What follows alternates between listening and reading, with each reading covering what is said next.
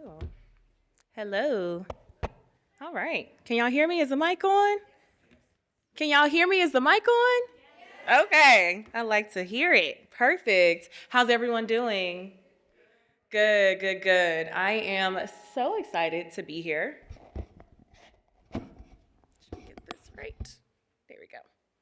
I am so excited to be here. I really want to thank Tracy and her phenomenal team for inviting me. I came all the way from the South in the United States. I split my time between Charlotte, North Carolina and Atlanta, Georgia.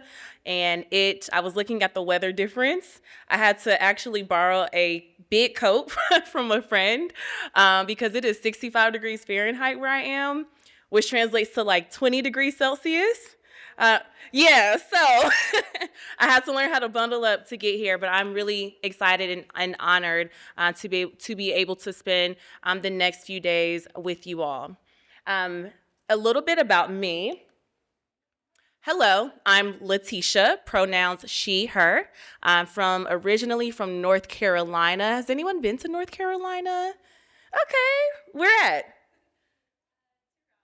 To Raleigh. Oh, beautiful. Raleigh is where I'm from. So great that you were able to visit that beautiful city. So I am from Raleigh, North Carolina, and I'll tell you all a little bit about myself and my journey and what led me to doing the work that I do today. All right. A little bit about my life story. I can read the fancy bios and all of that, but I really just want you all to really get to know me and why I do this work. So I grew up in a single parent household. Shout out to my mom, Dee. And we really struggled financially. I don't know if anyone can relate to that, but I watched my mother really, work endless day jobs, night jobs. And so at a very early age, I started to worry about money. I was like 5 years old worrying about money. And when I learned multiplication and subtraction and all the different things in math, I became obsessed with math. And so that led me to creating budgets for her. So I was like 8 or 9 years old telling my mom, hey, mom, I made a budget for you this month. Let's make sure you pay the rent on the 1st. It's going to be late after the 5th. Hey, look, we got to pay the power bill. We got to pay, the phone bill. And so I knew at 8 or 9 years old that I wanted to be an accountant. So that's what I actually went to school to do. I got my undergraduate degree in accounting. I got my master's in accounting. But while I was in college, I had about 5 or 6 internships. I had a job offer waiting for me even before I started graduate school. And a lot of my friends and peers said, can you help me? How can I get a job like you? Can you help me get into grad school? And I was like, okay, great. So I started helping my friends, family members with their resumes, with their LinkedIns. I did some interview coaching, and it actually was working. And I had friends that said, oh my gosh, you helped me to get a $30,000, $50,000 salary increase. And I said, I did? Okay, well, you need to pay me. And that's how my business started. I started my business in 2015, so almost 10 years ago, at the age of 25, which focused primarily on career and leadership development. I also launched a career coaching community in 2020, primarily to help women of color, brown, black, indigenous, women from the AAPI, Hispanic communities, to have that community to excel and grow professionally, to land their dream jobs, and to be able to negotiate for the salaries that they deserved, right? At the same time, as I was coaching people, women, running my community, organizations started reaching out to me and they said, hey, you've been able to help all of these women really excel professionally. Can you come into our organization and, can you do some trainings for us around development? Can you educate us on how we can make sure that our workplaces are emotionally safe and inclusive for people from historically excluded communities? And I was like, okay, cool. Y'all gonna pay me? They're like, oh yeah, we'll pay you. Great. So at that time, I was still working in corporate America at this time now, I will say. And I told you all, you're probably thinking, well, what happened to the accounting degree, right? So I actually shifted from accounting to talent acquisition.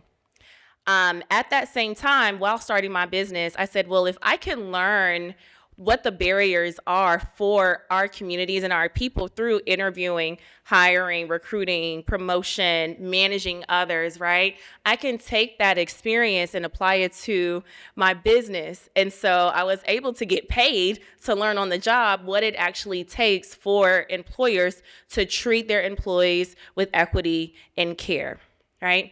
So I'm going to fast forward to today, where we are 10 years in now. My organization completely rebranded. I sold the career coaching community to a phenomenal career coach. So I'm no longer running that community so I could focus on my business, Perfecta. Perfecta is short for Performance, Equity, and Talent. Our tagline is building high-performing teams and putting equity back into talent.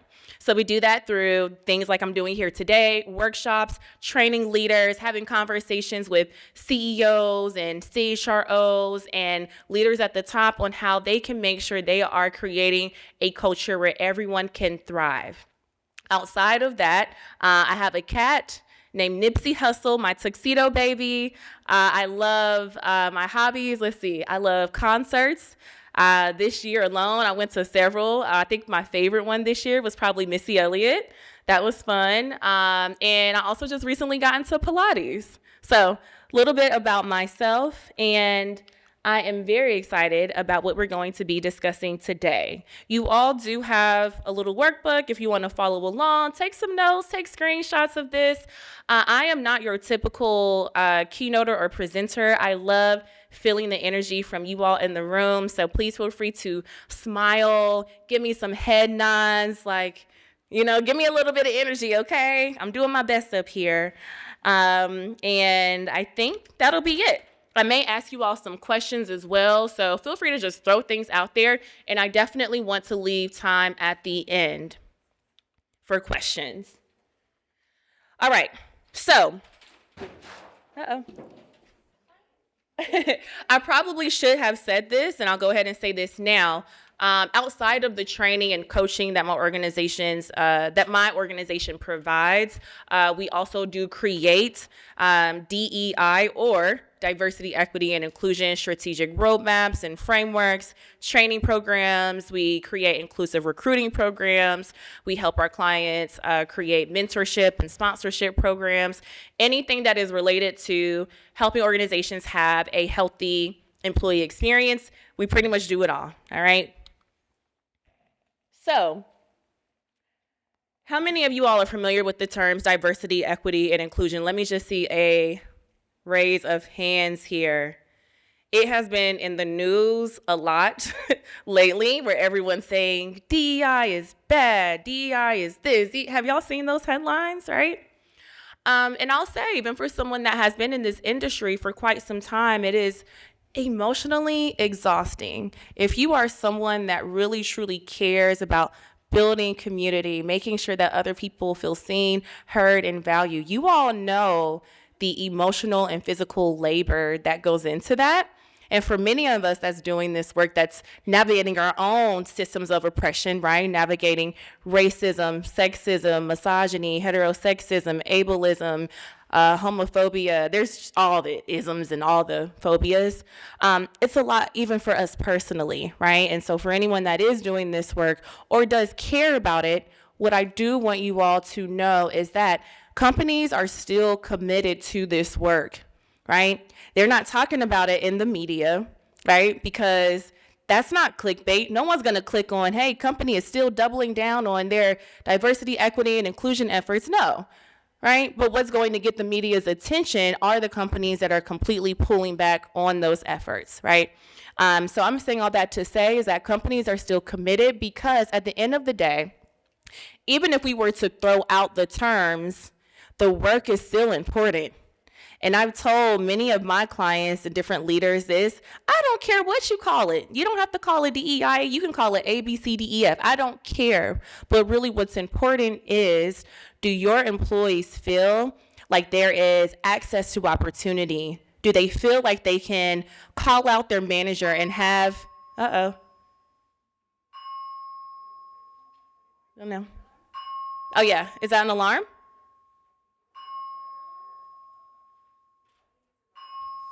Okay.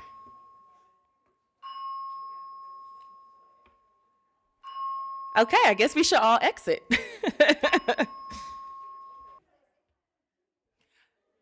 All right, that was a test. I think we passed. All right, cool. So I'm going to keep things moving here. So at the end of the day, no matter what you call the work, it is still important. One of my friends, good friends, who's been in this industry for over 2 decades, calls it humaning well, right?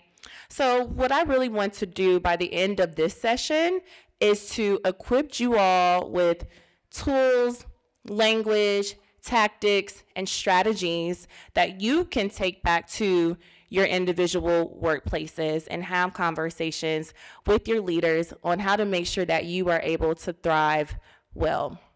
So let's just give some definition to the terminology here, because it has been sliced and diced in many different ways. And I want to make sure we are all on the same kind of even leveling playing field as we are discussing these terms. Diversity is a fact. Diversity at its core really is about what is the makeup of the identities of the individuals that are here in this space, that are on your teams, that are in the environment, right? Diversity is really truly about identity. That's it. Equity. Equity is a state. Equity is about the access or barriers to opportunities. It's about looking at where certain groups are excluded or not included, dismissed, pushed away, or avoided, right? And we'll talk a little bit about how all of these intersect and what they look like in the workplace. And then the last one here is inclusion is a behavior, right? And so can you change the diversity of your team, of the makeup of your team? No, you can't change that. Equity, yes, there are definitely some things we can do as it relates to equitable policies and programming and procedures that an organization can put in place. But really what I want you all to hold on, does that make sense? Hold on to. Today is inclusion. Inclusion is a behavior. Can we all agree that we have control over our own personal behavior? We all can be more inclusive in how it is that we are showing up, right? So inclusion is a behavior. One of my favorite authors, TED talkers named Simon Sinek, if anyone is familiar with Simon Sinek, he has a really good book called Start With Why. I read that book in a weekend. I didn't sleep reading that book. He also has a TED talk on it. Simon Sinek, talks a lot about leadership, and something that he said that resonated with me is that leadership is not a position, or not just a position, it's a posture. Leadership is a choice. Leadership is a way that you show up. And so I want to encourage all of you to be the change that you want to see in your organization. You can show others what it means to be inclusive in language, in actions, and most importantly, in how you treat others with respect and dignity and consideration. All right, so these are some of the questions that diversity, equity, and inclusion ask. And again, why am I going through this? Because I do want to make sure that you all really understand the words, right? A lot of times it's used interchangeably, and what we are all going to see over the next even just the next 2-3 months, is a lot of folks throwing out different terminologies and words and letters, and it's like, what are y'all even talking about right now? But you all are gonna know. So diversity is, what is the current makeup of our team and our function? What is our representation across various demographics looking throughout the organization? Equity, what are the barriers within our organization that keep employees from historically excluded groups getting the same opportunities as those that are not? And then inclusion, what behaviors can we reinforce that helps all individuals feel included? So do you all see the difference between all of these? Can they exist without one another? Let me ask a better question. Let's throw out equity for a moment and let's just focus on diversity and inclusion. Can diversity and inclusion exist without one another? It can. It can. And let me tell you why, right?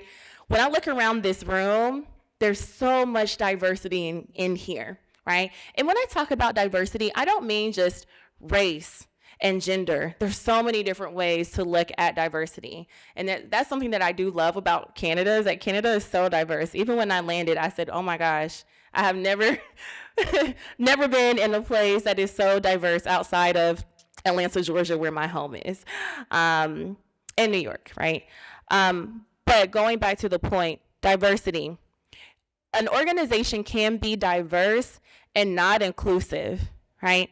There's a lot of diversity in this room, but that doesn't mean that we automatically are going to be inclusive. Inclusivity is making sure that everyone feels like they matter here, that their voices are heard, that this is an emotionally safe space, right? So just because an organization is diverse, there are still measures and actions and behaviors that we need to take to ensure that inclusivity is present. Now, can an organization be inclusive but lack diversity? Yeah, companies do it all the time, right? You have a room of a homogenous group. Oh, they could be inclusive all day. That's easy for them, right? The real work is making sure that people who don't look, talk, sound like you are included and brought into the conversation. But it only works at its most optimal position if it is all working together. Is anyone familiar with this quote? You all may have heard this before. Does anyone know who this lady is on the left? The name is right there, so it's kind of a trick question. Verna Myers. Verna Myers is a very esteemed diversity, equity, and inclusion practitioner in this space. She was the former head of inclusion at Netflix. Anybody into Netflix in here? Anybody into Bridgerton? Woo, I love me some Bridgerton. So Verna Myers actually was responsible for ensuring that there was inclusion even on the set, from how diverse the crew was that was hired. Even for Bridgerton, she has a really great TED Talk around biases, so I encourage you all to check it out. And this is a really, really popular quote. If you were to ever Google the most popular DE&I quotes, this is probably one that's gonna come up. So I'm gonna read it to you. Diversity is being invited to the party. Inclusion is being asked to dance. Diversity is being invited to the party. Inclusion is being asked to dance. Now, what do you all think, if we were to add equity into this, what do you think equity would ask? Play the music? Okay. What else?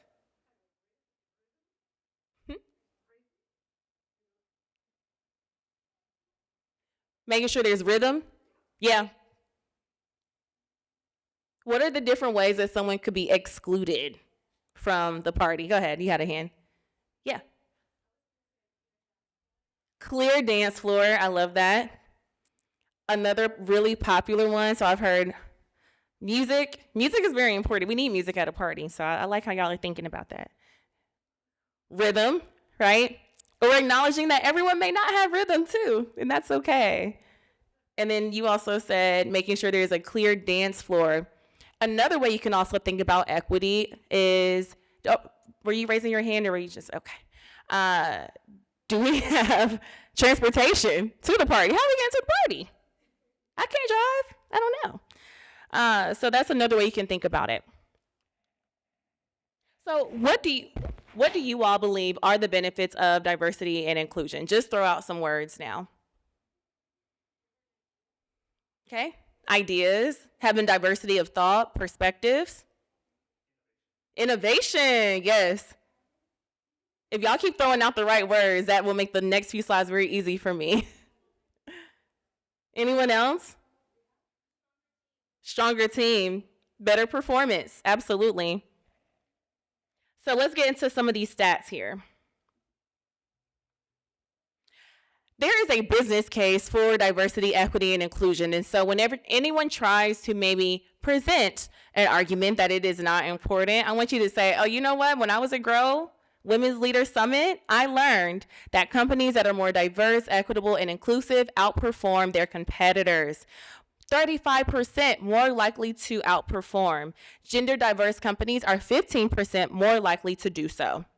By 2025, which is literally in 33 days, the workforce is predicted to be 75% millennials, which will continue to be another driving force. Where are my millennials at? I'm a millennial. Woo, go us.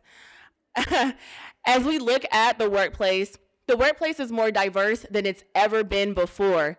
This is one of the first or only times that we've had 5, and I would probably even guess as the younger generation is coming in, close to 6 generations that are working in the workplace at the same time. But as millennials step into these leadership roles, and even as Gen Z continues to really integrate and take over the workplace, these generations are asking their organizations and their employers to commit to the work of diversity, equity, and inclusion.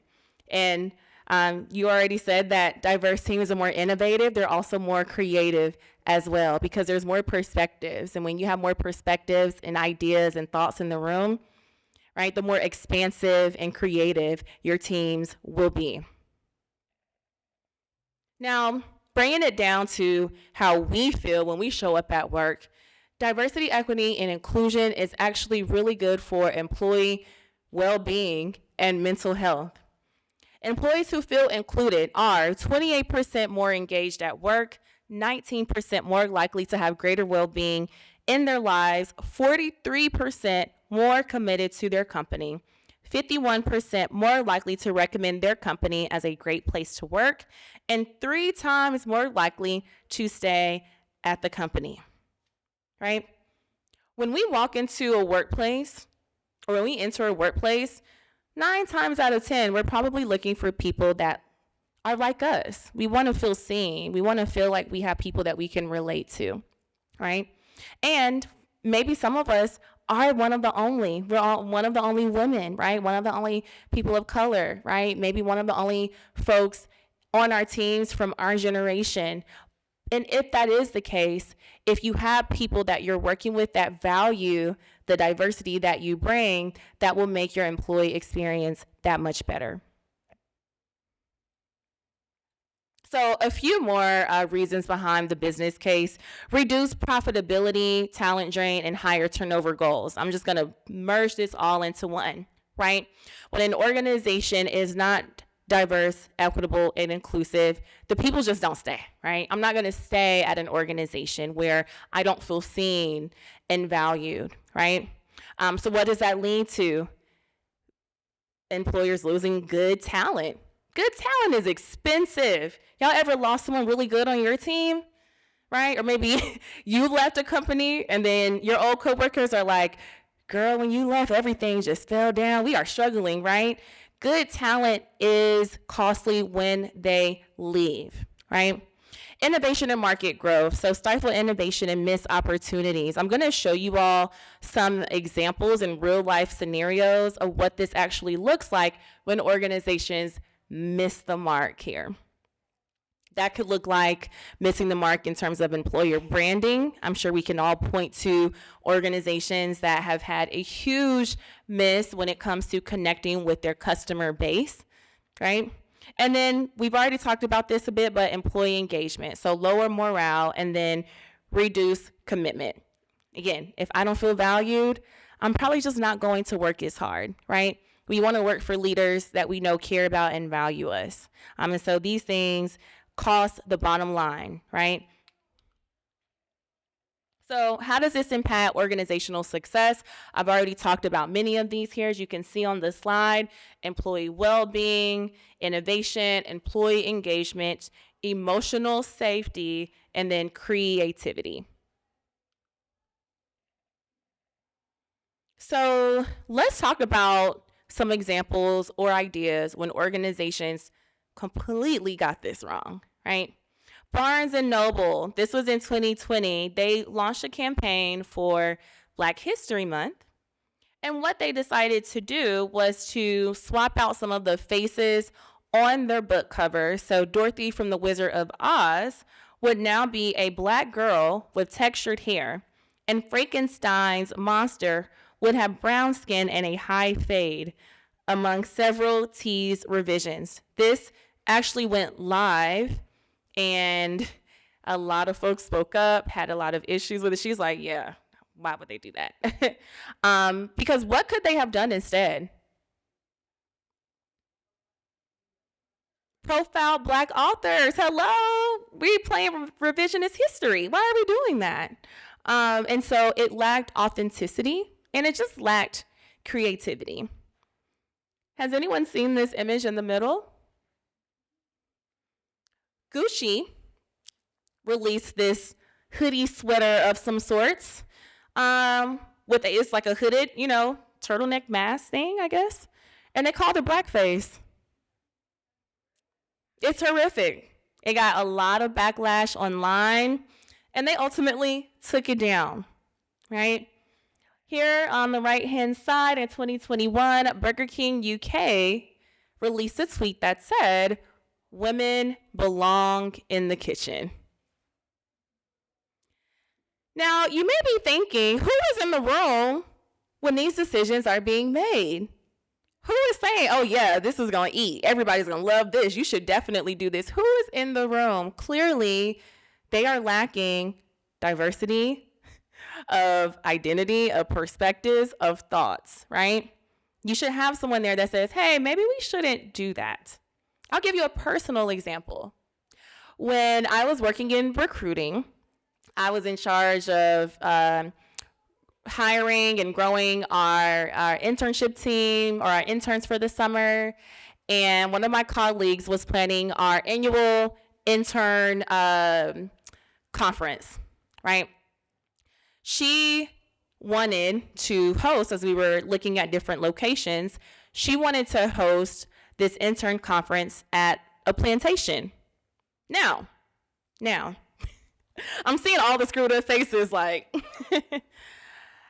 I will say this, right? If you have been in the South, in the States, oh, they love a plantation, okay? People get married at plantation. There are events at plantations. Again, I don't want to step foot into that, right? That is very traumatic for my history and my ancestors. And I think if that is how I'm feeling, I imagine that there are other folks that may feel the same way, right? So within my team, as my coworker was floating around this idea of hosting this event at a plantation, I was like, talked to a couple of other people to get their thoughts, and they were like, yeah, I wouldn't feel comfortable doing that.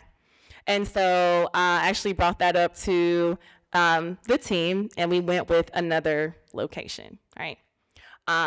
Had we not had that conversation and we still had that event, I wonder how many people would have felt unsafe, emotionally unsafe. And I can go through a lot of different scenarios. Come ask me after. I have stories for days on the different things that companies have done wrong, where someone has had to say, hey, don't do that, because sometimes we just don't know, right? And so this is why diversity is extremely necessary. All right, now on to some. Let me bring the energy up. Sorry to bring it down, y'all. Let me bring in a positive case study, which is Sephora. Anybody shop at Sephora? I'm a Sephora girly. I'm a Rouge member. I love Sephora. Oh my gosh, I have to stay out of Sephora. Anytime I pass by, I'm like, ooh, there's always something new that I can get. I love Sephora for so many reasons. Of course, they have great skincare, body care products, all of that. I'm not a Sephora influencer. I sound like one. But I will say that when it comes to DE&I, diversity, equity, and inclusion, Sephora gets it right. 52% of their leadership team are leaders of color. They have been very intentional, and this is pre-pandemic, this is pre-George Floyd. They have been very intentional about ensuring that diversity, equity, and inclusion is integrated into their company culture. And here's a few examples of what they've done to ensure that. They listened to their employees, right? They hosted focus groups. They actually had conversations with folks in the corporate office all the way to their retail locations on what will it take for you to feel valued, safe, heard, and seen here. They also implemented DE&I competencies in their performance reviews. Again, all the way from the folks that work at the store, that's bringing up merchandise, to the folks that are in the corporate departments, right? And they also have a solid governance structure made up of diverse voices to get feedback. So they have a committee at their board level that's focused on it. They have a committee within their leadership team. They have employee resource groups. They are ensuring that when it comes to decisions that are being made about different communities, that they are centering those voices of those communities. So we love a Sephora for that reason. So if you want to pull out your phones, we are going to do a poll because we want to hear from you. These are the two questions. I'm just going to kind of prep and prime you all so you can get ready for that. There's going to be a QR code on the next slide. And the questions are, what steps is your organization taking to break down barriers and create equitable employment opportunities for women, especially immigrants and minorities in your workplace? And then the follow-up question to that is, what significant impact did it or didn't it bring? Oh, sorry. There it is. So you can take a picture of that, and then I think we're going to get the poll rolling.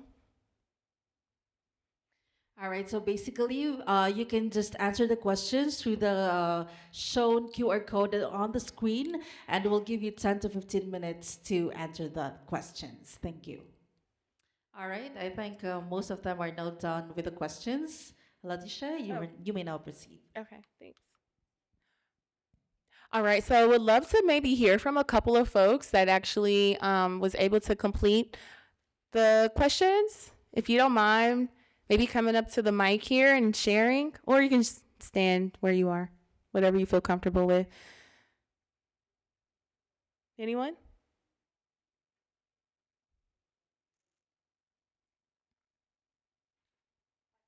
Yes, please. Okay, perfect.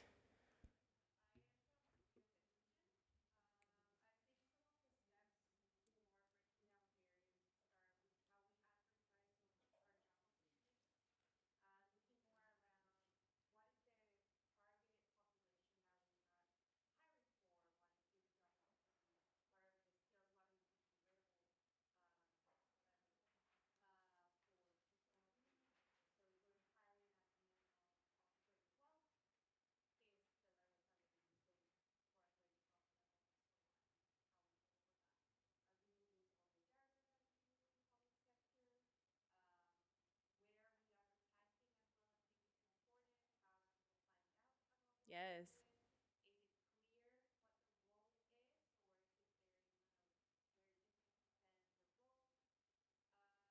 Mm-hmm.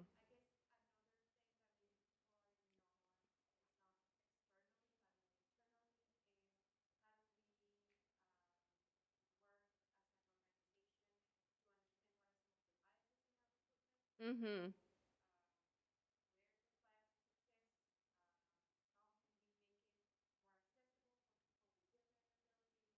Mm-hmm.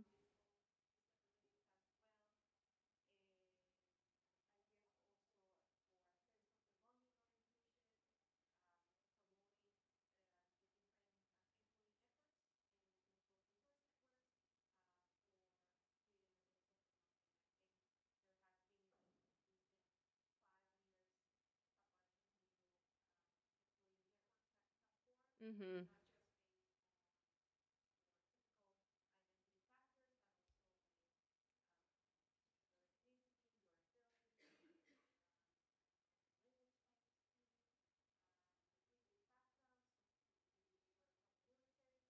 Yep.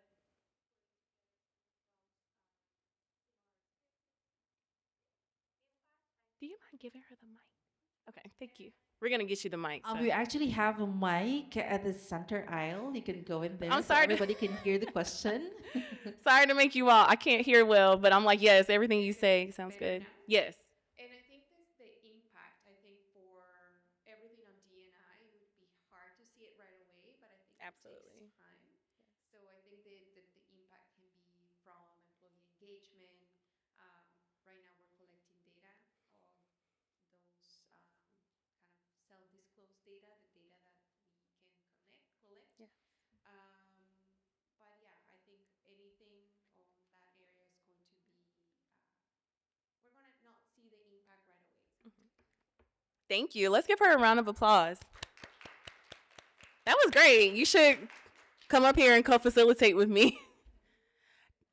So there was a lot of really great richness to everything that she shared, from ensuring that there's inclusivity in your recruiting process, looking at your language that you're using in the job description, looking at your recruiting sources, where you actually finding talent, all the way to not just recruitment, but even in the workplace, how are we creating a sense of community and belonging, doing that through employee networks, or also called employee resource groups. And she also mentioned collecting data as well. So thank you for that. Anyone else? Anyone else?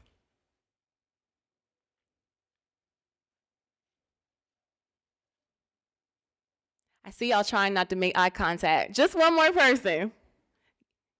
I feel like you got some good stuff. Yeah. Okay.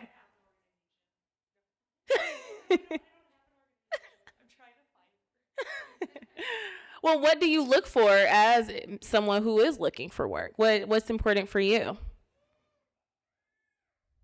Um, right now, I think that a lot of what's even being said here today has kind of opened up my eyes to be more aware of the language that's being spoken in job descriptions and Yes. doing my own research. And is that even a company that I want to work for? Yes. So right now, I find that I am, because it's been so hard to find a job, I've just been putting my resume out to wherever, trying to make sure it sticks somewhere. But I think it's really important that um, I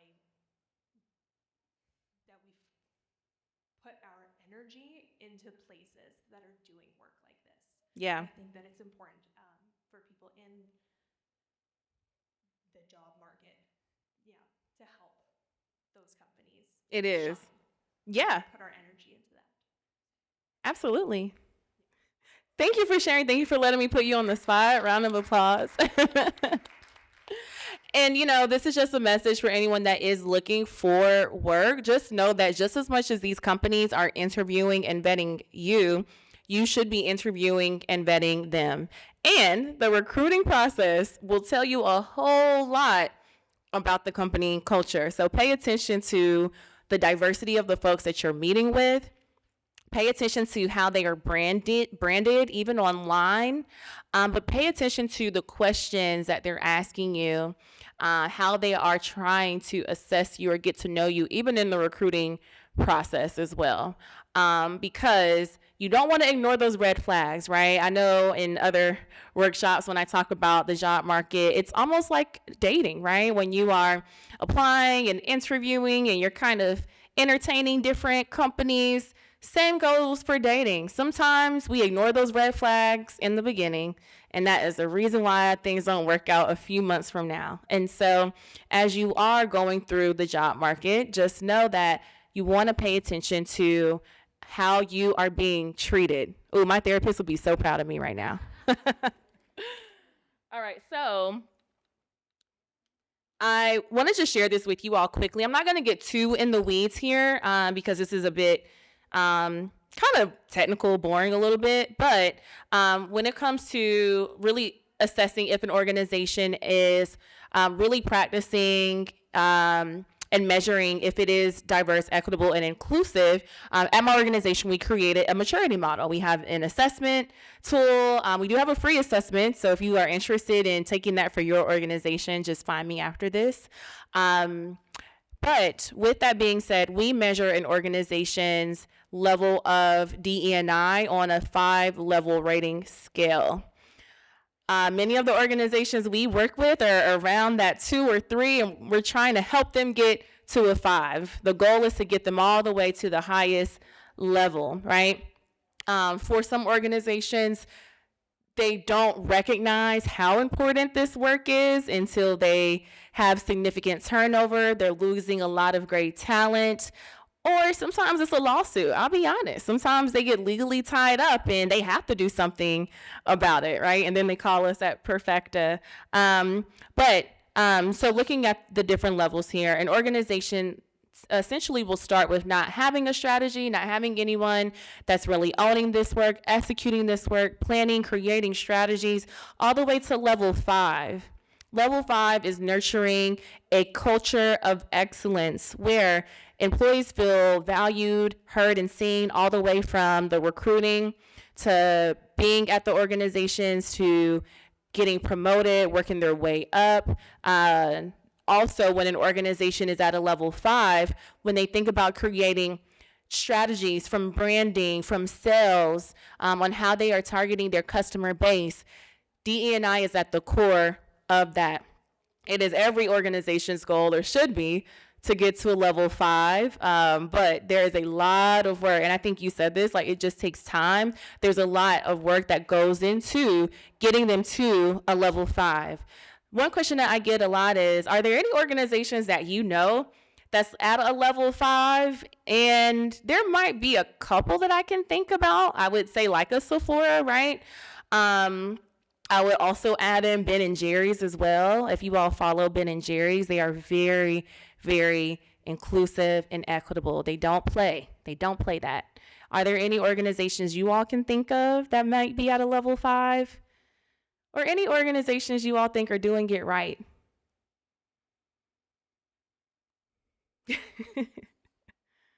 I mean, let's be real, there's not a lot of them. I just gave y'all 2. That's all I got. I was seeing if y'all knew of any.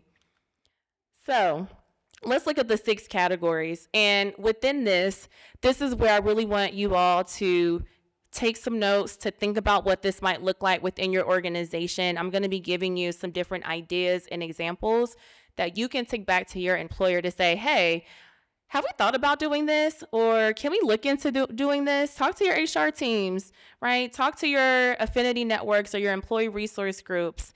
I'm going to go through each of these.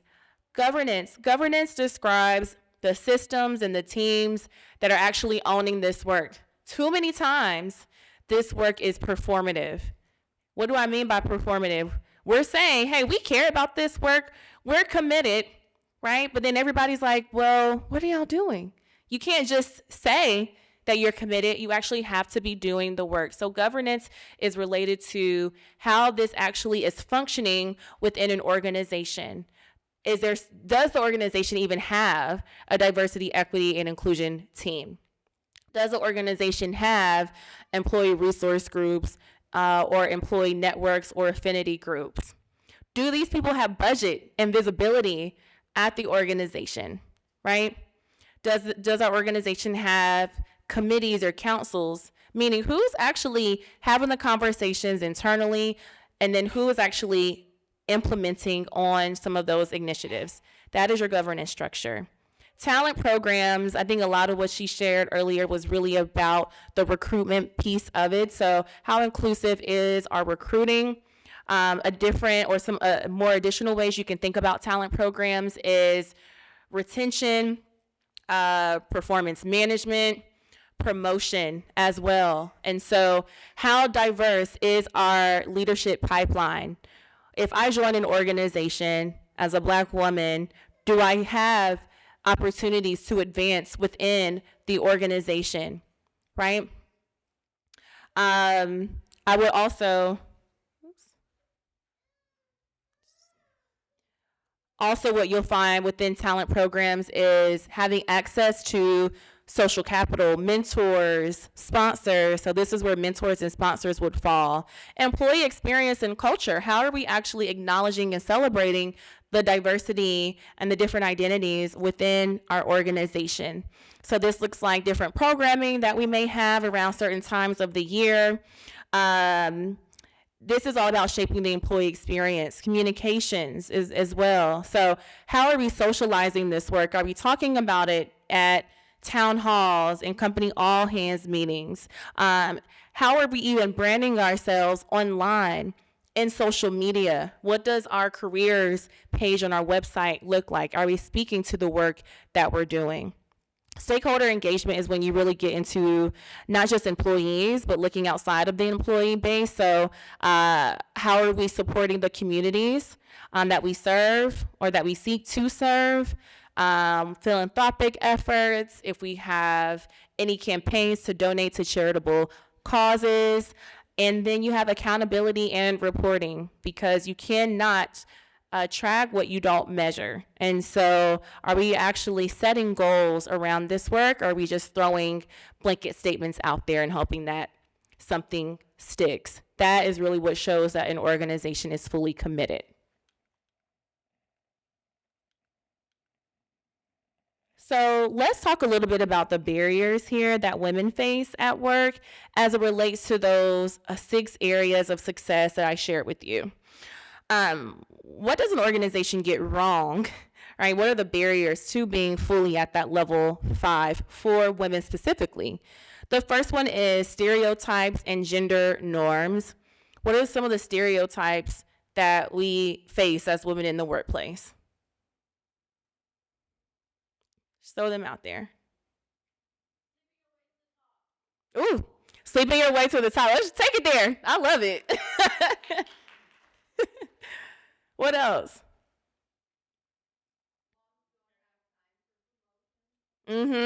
Moms don't have time for promotions. There's we call that caregiver bias. That's on, I think, the next slide.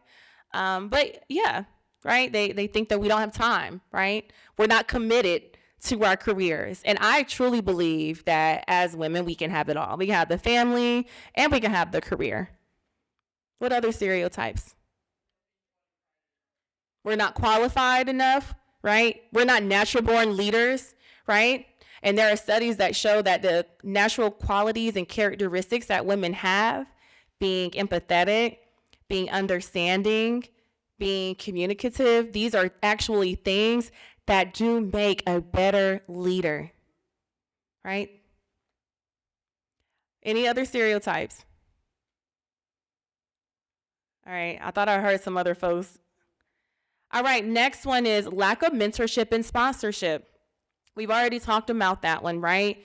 If you are not being fully developed as a leader, if no one is coming to you and saying, hey, I think you could do really well here, and I'm gonna make sure that you have a pathway to success here, if no one is coaching you or guiding you, it's gonna be hard for you to move up, right? This is why it is so important for companies to have formal mentorship and sponsorship programs, and I'm leading a session on that tomorrow, so just a little shameless plug. Lack of representation as well, right? As you look at the representation of women at work, it's almost like a pyramid, right? Where we are all down here, but as you matriculate up an organization, women gets less and less and less and less, right? It's not because we don't work hard, right? It's because there is gender bias and there's stereotypes. There is a system of oppression that's actively working against our success. And this is why the work of DE&I is so important. Unequal pay. Unequal pay is another barrier that women face. This is why when we talk about equity, equity measures the pay, right? The promotion rates of different groups. If you all are familiar with just the different, like Women's Equal Pay Day and the different holidays, I don't want to call them holidays, that's weird to say, but like a day of acknowledgement. I know in the States, Black Women's Equal Pay Day is around September, right? So that just happened 2 months ago. And what do these dates mean? Is anyone familiar with, women's equal pay day and those days and acknowledging what those mean?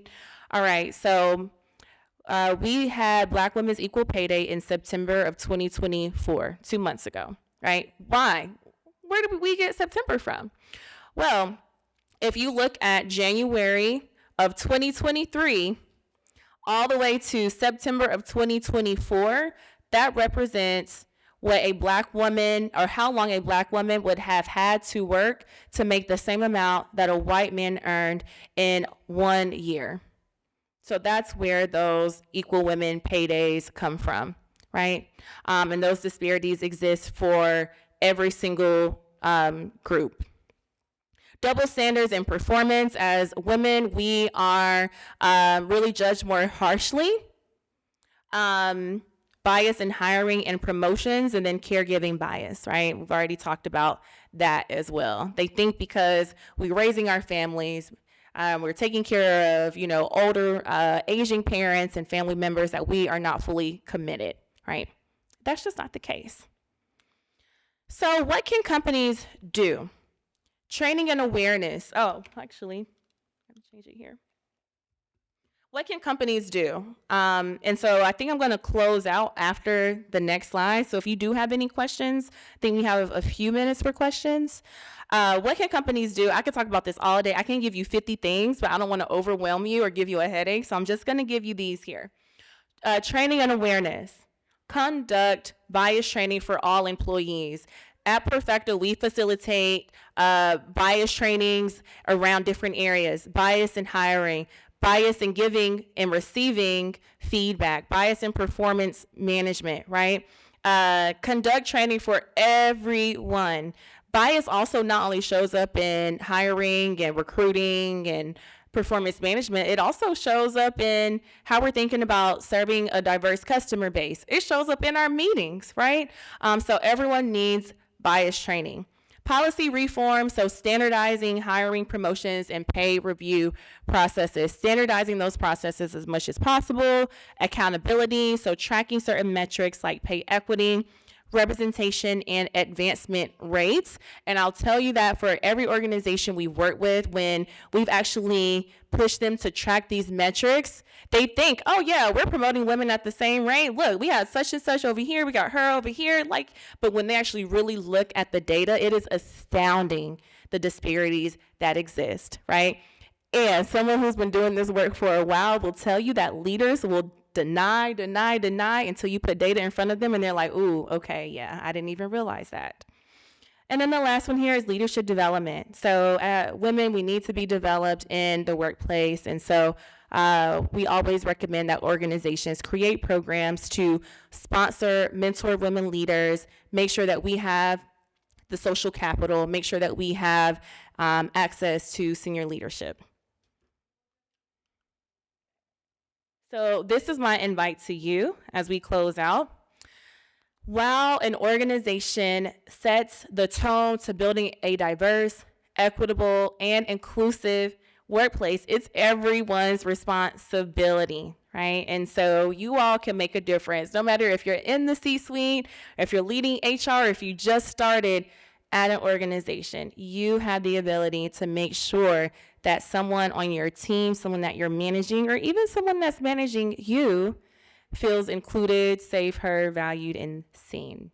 So I want to encourage you to be thinking about what you can do in your own day-to-day. Take some of this back to your teams if you can.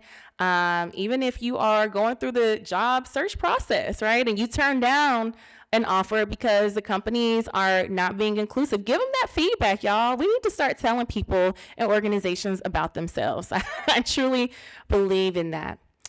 So thank you all so much. That's all I have. And yeah, any questions for me?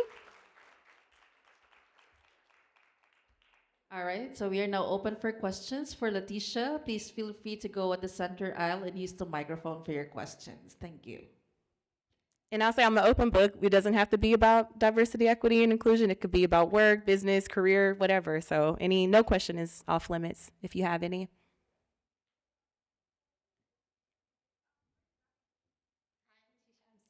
Hi, Latesha. I'm Sarah. Hi, Sarah. I'm not sure if it's a question so much as mentioned when you had that slide of the barriers that women face. Well, it wasn't on the slide, but it was a comment you made about the systems of oppression. And it really made me think about the fact that the systems of oppression are not always overt. Mm-hmm.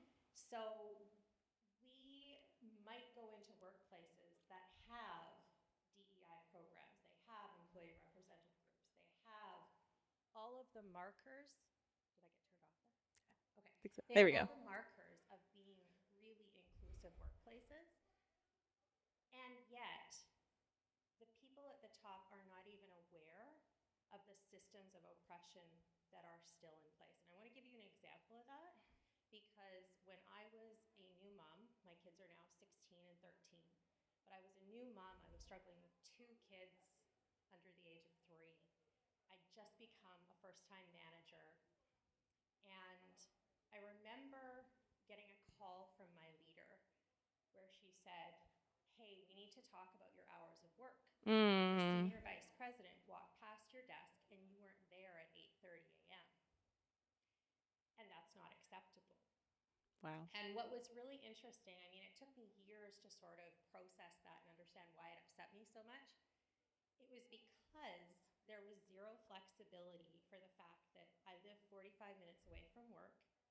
I had to get 2 little kids to a day home that opened at 8:15, and I still had to drive and park and do all those things. And the system was not set up to support a young working mom. And so the expectation was then set based on this system of oppression. And I just wanted to really get your thoughts on that because I think we only know what we can see. Right. How do we make changes, transformative changes inside organizations? And I'll admit that that organization was largely male dominated. Yeah. But if you don't have the diversity of women at that senior leadership level, if you don't have them on the board of governors, if you don't have that, what is the mechanism for changing that system? Thank you for that. And thank you. One, I'm sorry that you had that experience. And it's so common and it still happens to this day. And so I thank you for sharing that. And also just want to say, it is really hard for women that are raising families to have that same level of, visibility, respect, and even just dignity when it comes to all of the many roles that we as women do play, not even in the workplace, but also in society. And so what I think is really important, and my policy hat is on. I would encourage you all as you are looking at different workplaces to really build a career is make sure that they do have flexible work hours in place. I do see that more organizations are becoming more aware of it, but it does take them losing really qualified, talented women leaders to know, oh, this person felt excluded because we were not accommodating, right? And so when it does come to thinking about those accommodations, if you all can find workplaces that will allow you to be flexible in your schedule. I also love when organizations, and of course it depends on your industry, but when organizations are able to allow you to have like a hybrid schedule or maybe a fully remote schedule. I think that saved a lot of us during this pandemic because we have so many responsibilities. So I think that's important as well. But I think the hardest part about what happened in your, scenario in case is that there was a power dynamic, right? And this is why I also feel very passionate about training leaders when it comes to giving feedback because there wasn't even a question that was asked, right? Where they should have said, hey, we've noticed that, you weren't at your desk at this time.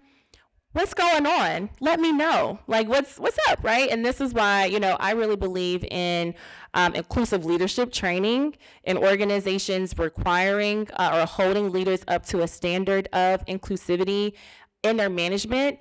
The challenge is that too many people The challenge is that too many people have gotten promoted to these leadership or manager positions because they might be really good at their job, but that doesn't mean that they're good with people, you know? And I really think that organizations should, before anyone gets promoted to a manager role, that they're trained on being a leader, because just because someone is a manager doesn't make them a good leader, right? And so, anyways, back to my point. Sorry, this is a very long-winded response. There is a power dynamic, because how do you respond to your manager? Like, what do you say, right? There's an opportunity for you to open up and let them know what's going on, but then that could be held over your head, and they're like, oh, well, she got kids, like, she can't do the work, and it's no, but then also, if you do express it and say, hey, this is going to be my working schedule, or can we work out some accommodations here? It could go one or two ways, right? And so I think that's the hard part about it is, if you feel empowered to speak up and advocate for yourself, I really encourage you to do that. But I also want to recognize the challenges that do exist when it comes to us speaking up and being completely honest and transparent. So I wish I had the right answer, but I do appreciate your perspective. Thank you very much. of course, yeah. All right. Oh, can we do one more question? Okay. Yes, we can do one more question. Hi, my name is Juliet. I just wanted to ask a question as a young person growing in this environment where there's a lot of diversity. Your statement about stepping into Canada and seeing how multicultural and diverse it is, applies in the workplace as well. How do you navigate or feel comfortable being the diversity hire? Because the expectations are different, even the language in which you are spoken to is often, oh, you're the placeholder. We really want you, but we don't need you. So every other thing is a bit delicate. Sometimes you find out conversations have probably gone through like 3 levels of approval before it comes to you, because people are trying to check the diversity box.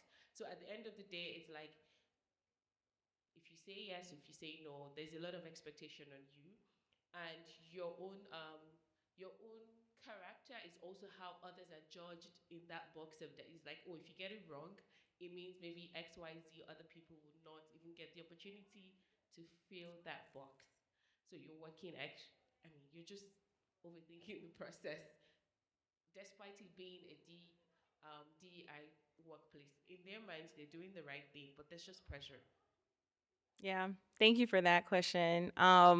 So if I understand your question correctly, it's how do you navigate maybe being the one, from your community? Like, how do you navigate being the diversity hire? But Tie the question with a story. There's a current city a councillor in Ontario. He had mentioned his first job. He got his first job, and they had told him they were doing a succession plan in the organization, and that's why they were bringing him as a strategic partner. But however, he realized that in the room, when he started to like probably give directions and stuff, he started to see exclusion, because at that point it felt like, oh, we didn't know you had so much to give. We just needed a little. Don't bring all your energy. But you're like, that's what diversity is. Like, let us all come together. Let's experience one another. But most times it just feels like you're too much, and then you're trying to manage you. So you're always in a pressure cooker. So how do you navigate that as you grow? Because it probably would always happen, because that's what diversity is. You're you're the minority in the majority in that context. So I don't know if the question's been well framed.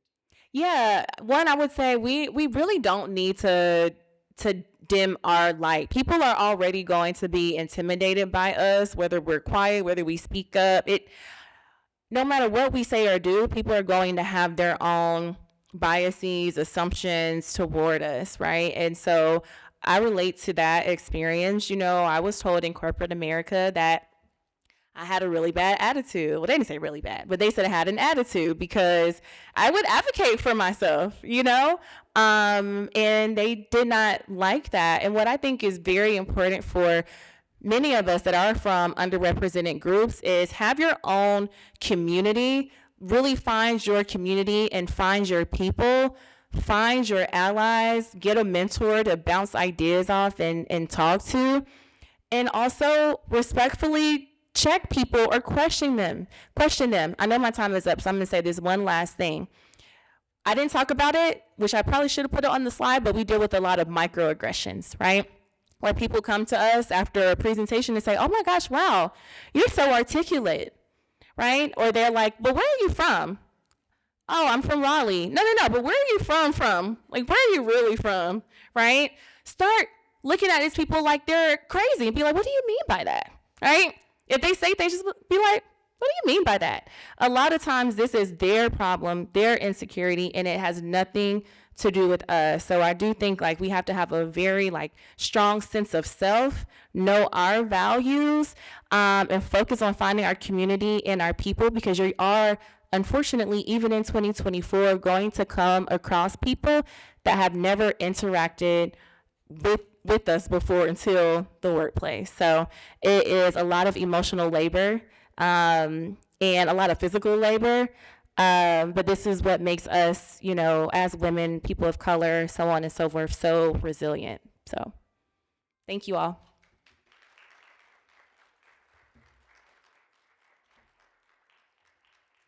All right, there you have it, ladies and gentlemen. Once again, Latesha Byrd. Thank you so much. Again, Latesha, it was an incredibly impactful session. You led on creating a bias-aware culture, best practices for fostering an inclusive workplace culture that actively addresses and minimizes bias. Thank you so much again for sharing your knowledge, passion, and experience with us. Once again, let's give a big round of applause for Latesha Byrd. Thank you so much. And also, before we proceed to our breakout session, we would like to remind everybody, if you're putting hours for your EDI recertification, please go to the registration area for that one. Okay, we'll give you 5 to 10 minutes of course, for the registration. Thank you.